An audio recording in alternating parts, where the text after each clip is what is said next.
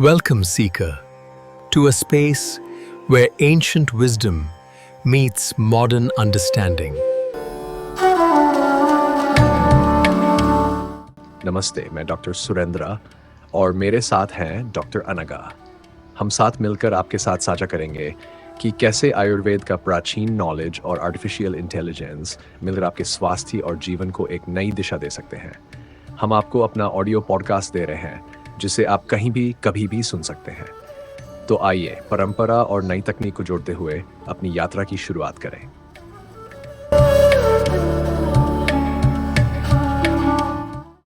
नमस्कार। आज हम एक बहुत ही दिलचस्प मोड़ पर बात करने जा रहे हैं जी। जहां आर्टिफिशियल इंटेलिजेंस मतलब एआई और हमारी आधुनिक स्वास्थ्य सेवा हाँ।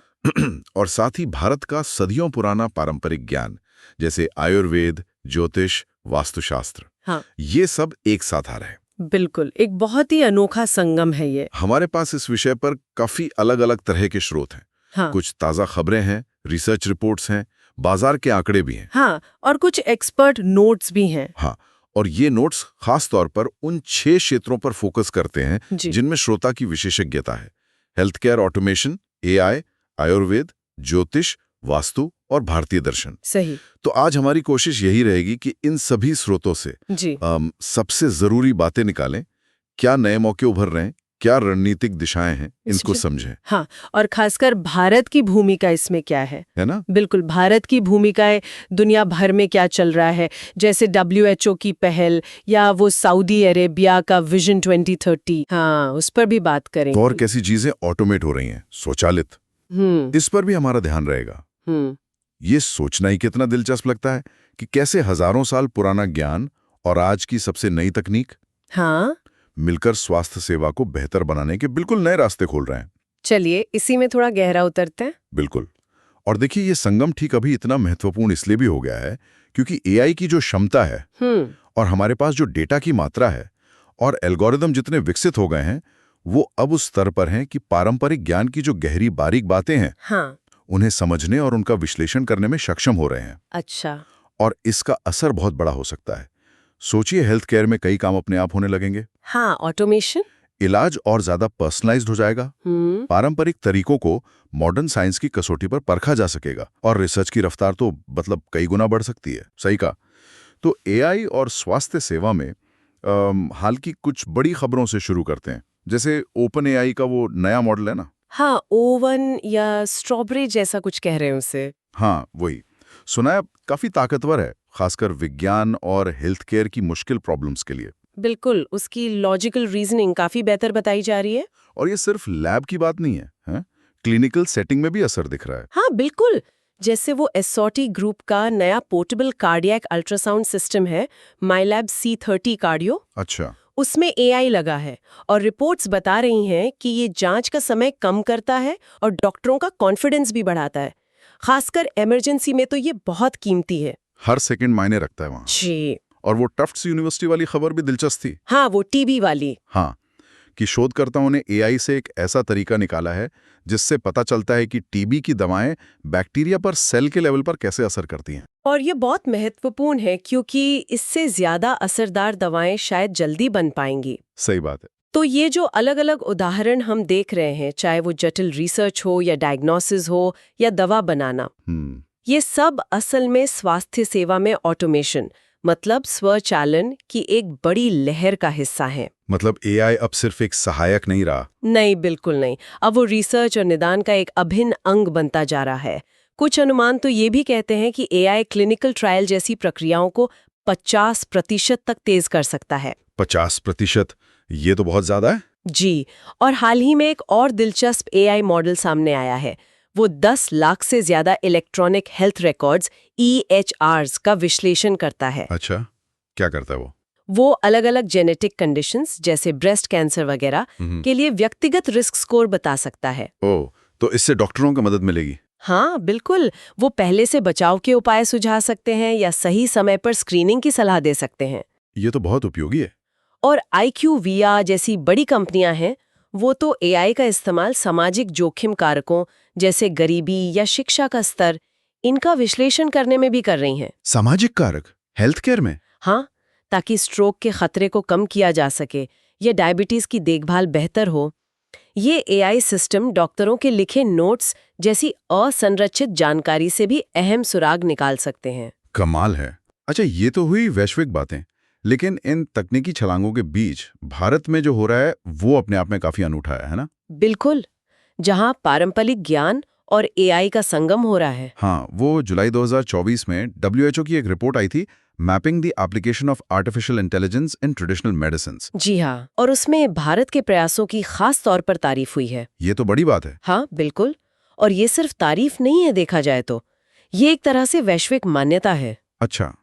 रिपोर्ट में आयुर्जेनोमिक्स का जिक्र है, मतलब आयुर्वेद और जीनोमिक्स का मेल। हाँ, सुना है इसके बारे में।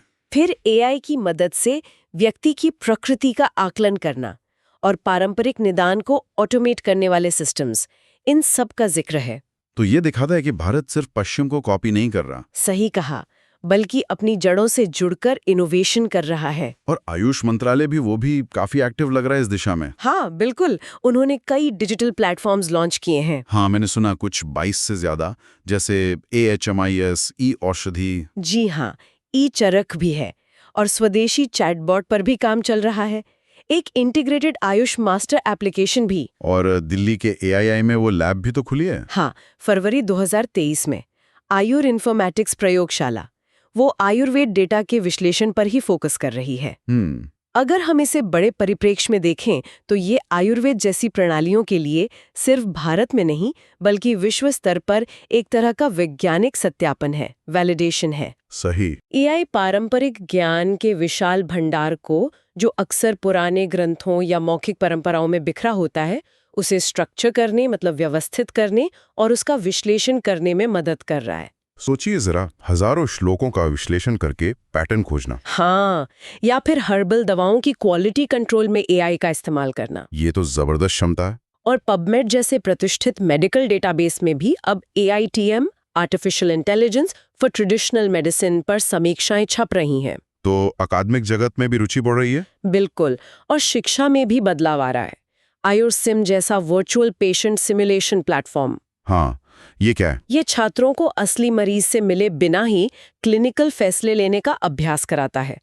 आयुर्वेद शिक्षा के लिए एक नया आयाम है। अच्छा, आयुर्वेद के अलावा दूसरी पारंपरिक प्रणालियों में भी एआई आ रहा है, जैसे ज्योतिष।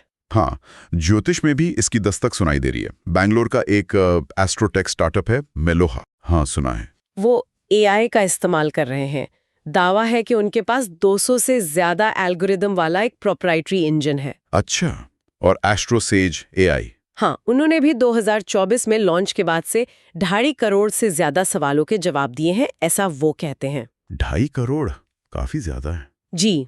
और वास्तुशास्त्र का क्या, उसमें भी AI? हाँ, उसमें भी प्रवेश हो रहा है। अब ऑनलाइन एआई वास्तु कैलकुलेटर मिल जाते हैं। अच्छा।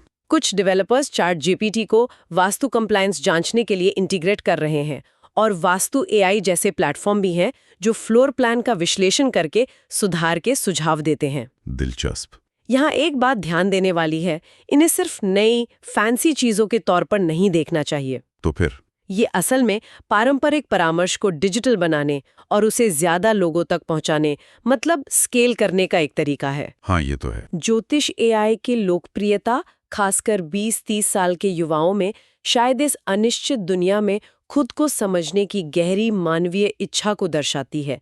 कुछ समाजशास्त्रीय अध्ययन भी इसी ओर इशारा करते हैं। और वास्तु AI?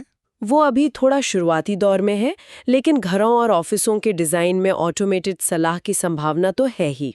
सही। तो ये जो भारत में पारंपरिक चिकित्सा और AI का मेल हो रहा है, ये वैश्विक स्तर पर कैसे देखा जा रहा है? चलिए जरा विजन 2030 और दूसरे अंतर्राष्ट्रीय रुझानों पर नजर डालते हैं। हाँ बिल्कुल। सऊदी अरब का विजन 2030 एक बड़ा उदाहरण है।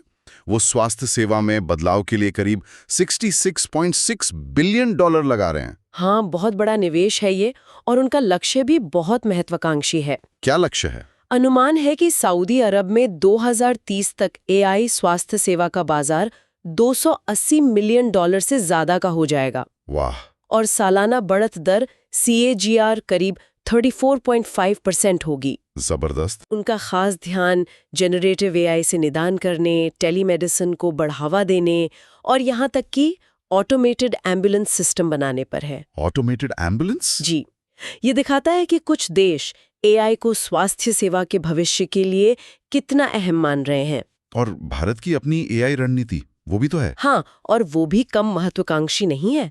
लक्ष्य है कि 2030 तक एआई भारत की जीडीपी में करीब $64 बिलियन का योगदान दे। $64 बिलियन? जी, और Ayushman Bharat digital mission ABDM के तहत 600 मिलियन से ज्यादा ABHA आईडी बन चुके हैं। हाँ, वो व्यक्तिगत डिजिटल स्वास्थ्य खाते। बिल्कुल, ये स्वास्थ्य डेटा का एक बहुत बड़ा भंडार तैयार कर रहा है और साथ ही भारत और जापान के बीच एआई सहयोग की पहल भी चल रही है। अच्छा, किस चीज पर? उसमें भाषा मॉडल और भरोसेमंद एआई इकोसिस्टम बनाने पर जोर है। तो इन राष्ट्रीय रणनीतियों और भारी निवेश के पीछे का मतलब क्या समझे? देखिए, मतलब समझना जरूरी है। भारत जैसे देश में जहां स्वास्थ्य डेटा बहुत संवेदनशील है, प्राइवेसी बनाए रखना एक बड़ी चुनौती है। हाँ, ये तो है। यहीं पर फेडरेटेड लर्निंग जैसे मॉडल काम आते हैं। इसमें डेटा को डिवाइस या स्थानीय सर्वर पर ही ट्रेन किया जाता है ताकि व्यक्तिगत जानकारी बाहर न जाए। अच्छा, ये एक तरीका है प्राइवेसी बनाए रखने का। जी, और क्लिनिकल रिसर्च में एआई का इस्तेमाल, जैसे सही मरीजों को ट्रायल के लिए जल्दी ढूंढना या ट्रायल के डिजाइन को बेहतर बनाना, ये सीधे तौर पर विजन 2030 जैसे राष्ट्रीय स्वास्थ्य लक्ष्यों को पाने में मदद कर सकता है। हाँ, वो रिसर्च को तेज करने वाली बात है। लेकिन यहाँ एक चुनौती भी है। क्या? अमेरिका में FDA ने जितने एआई मेडिकल उपकरण अप्रूव किए हैं, उनमें से करीब 43% में पर्याप्त क्लिनिकल वेरिफिकेशन की कमी पाई गई है। ओहो, मतलब बिना पूरी तरह जांचे परखे। कुछ हद तक हाँ। तो इसका मतलब है कि वेरिफिकेशन मतलब सत्यापन का काम और भी महत्वपूर्ण हो जाता है, खासकर क्लिनिकल रिसर्च में। बिल्कुल, ये श्रोता की MSc क्लिनिकल रिसर्च विशेषज्ञता के महत्व को और भी रेखांकित करता है। अच्छा, जैसे जैसे एआई उपकरण ज्यादा आम होते जाएंगे, उनके प्रभाव और सुरक्षा को कठोरता से परखने के लिए कुशल लोगों की जरूरत बढ़ेगी। नियम और मानक अभी बन ही रहे हैं और इस क्षेत्र में विशेषज्ञता बहुत मूल्यवान होगी। तो फिर जॉब मार्केट का क्या हाल है?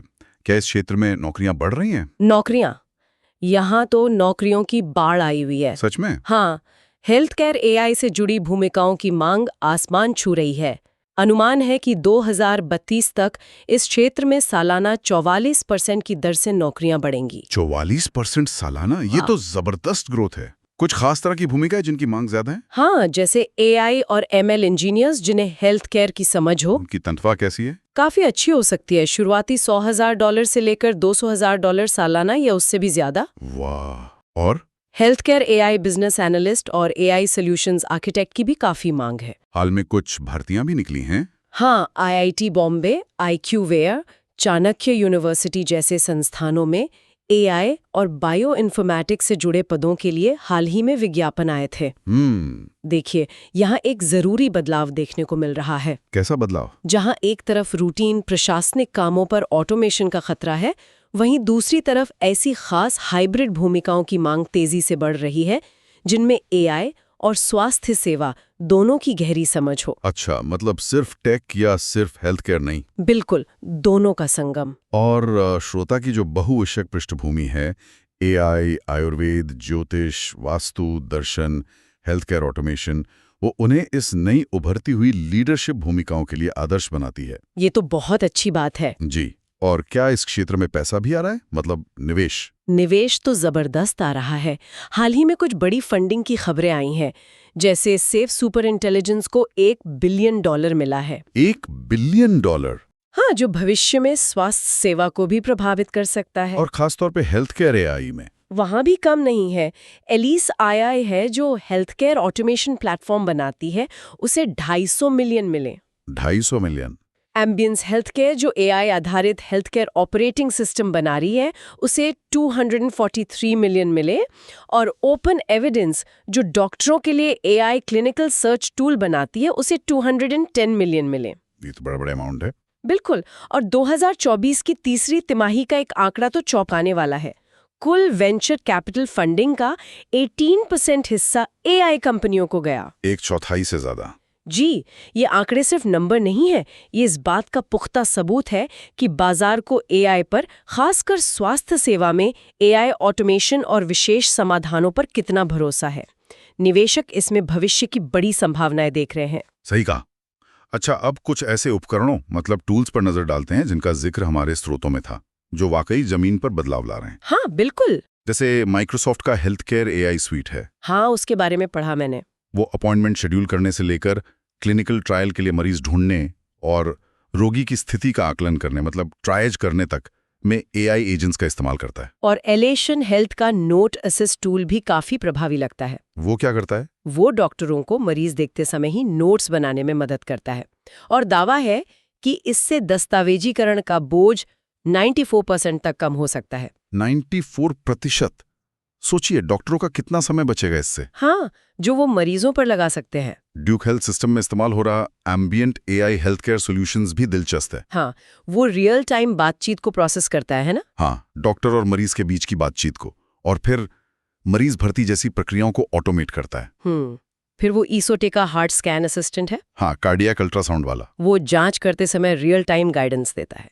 और पारंपरिक ज्ञान की तरफ देखें तो हाँ, एआई वास्तु कैलकुलेटर और मेलुहा का ज्योतिष एआई इंजन जैसे उपकरण भी सामने आ रहे हैं। इन सभी उपकरणों में एक समान बात है। क्या? ये काम करने के तरीकों को आसान बना रहे हैं, मतलब वर्कफ्लो को स्ट्रीमलाइन कर रहे हैं, स्वास्थ्य कर्मियों पर पड़ने वाले बोझ को कम कर रहे हैं और कई मामलों में निदान मतलब डायग्नोसिस को बेहतर बनाने में भी मदद कर रहे हैं। तो ये सिर्फ भविष्य की बातें नहीं है? नहीं, ये व्यावहारिक ऑटोमेशन है जो आज स्वास्थ्य सेवा के रोजमर्रा के कामों का हिस्सा बन रहा है। तो इन सब जानकारियों के आधार पर अगर हम श्रोता के लिए कुछ ठोस एक्शन लेने लायक बातें निकालें तो वो क्या होंगी? हाँ, स्रोतों से कुछ स्पष्ट दिशाएं मिलती हैं। पहला, दिसंबर में स्टैनफोर्ड एआई प्लस हेल्थ 2024 सम्मेलन जैसे इवेंट्स पर नजर रखना फायदेमंद हो सकता है। ठीक है। दूसरा, WHO की रिपोर्ट में जो मान्यता मिली है उसका लाभ उठाते हुए अंतर्राष्ट्रीय स्तर पर आयुर्वेद एआई सहयोग के अवसर तलाशे जा सकते हैं। ये भारत के लिए एक रणनीतिक बढ़त हो सकती है। हाँ, ये महत्वपूर्ण है। तीसरा, प्रिस्क्रिप्शन लिखने जैसे कामों को ऑटोमेट करने के लिए Microsoft health care AI sweet जैसी तकनीकों को परखा जा सकता है। बिल्कुल।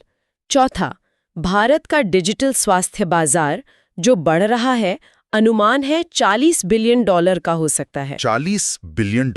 जी, उसको देखते हुए मेघमेड एआई जैसे स्वदेशी समाधानों के विकास की संभावनाओं पर विचार किया जा सकता है। Made in India AI. पांचवा, एक बहुत ही अनूठा क्षेत्र है, भारतीय दर्शन और एआई नैतिकता का संगम। अच्छा। इस पर शोध पत्र विकसित करने की काफी गुंजाइश है।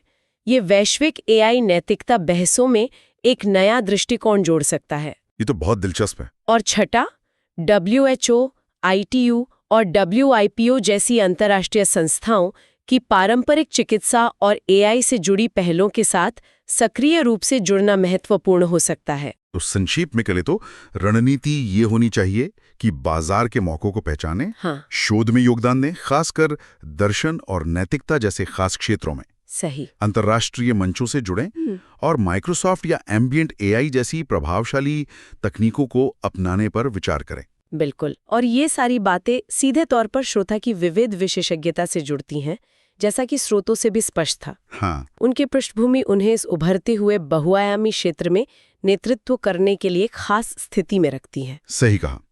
तो कुल मिलाकर आज की चर्चा का सार यही है कि एआई स्वास्थ्य सेवा और पारंपरिक भारतीय ज्ञान का ये जो संगम हो रहा है, हाँ, ये वाकई अभूतपूर्व अवसर पैदा कर रहा है और भारत इसमें केंद्रीय भूमिका निभा सकता है। बिल्कुल। ऑटोमेशन की क्षमता, शोध में नेतृत्व करने का मौका और दुनिया भर में इसका प्रभाव डालने की संभावना, ये सब मिलकर एक बहुत ही रोमांचक तस्वीर बनाते हैं। सही। और जाते जाते एक विचार छोड़ना चाहूंगी। हाँ, जरूर। ये हमारे स्रोतों से ही उपजा है, लेकिन जिस पर हमने खुलकर बात नहीं की। ये श्रोता की भारतीय दर्शन और आयुर्वेद की विशेषज्ञता से जुड़ा है। अच्छा, क्या है वो? जब हम एआई का उपयोग आयुर्वेद की प्रकृति जैसी अवधारणाओं के आधार पर व्यक्तिगत निदान और उपचार के लिए करने की बात करते हैं, हाँ, तो हमें किन नए नैतिक ढांचों मतलब एथिकल फ्रेमवर्क्स की जरूरत होगी। ये सिर्फ डेटा प्राइवेसी की बात नहीं है। हमें ये कैसे सुनिश्चित करना होगा कि एआई की सिफारिशें आयुर्वेद के समग्र, होलिस्टिक और व्यक्ति केंद्रित दर्शन का सम्मान करें, न कि उसे सिर्फ एक डेटा पॉइंट समझें? ये वाकई एक गहरा सवाल है। मतलब तकनीक का इस्तेमाल करते हुए परंपरा की आत्मा को कैसे जीवित रखा जाए, बिल्कुल। इस संतुलन को कैसे साधा जाए, ये वाकई सोचने वाली बात है। इसी विचार के साथ आज की ये गहरी पड़ताल यहीं समाप्त करते हैं। जी।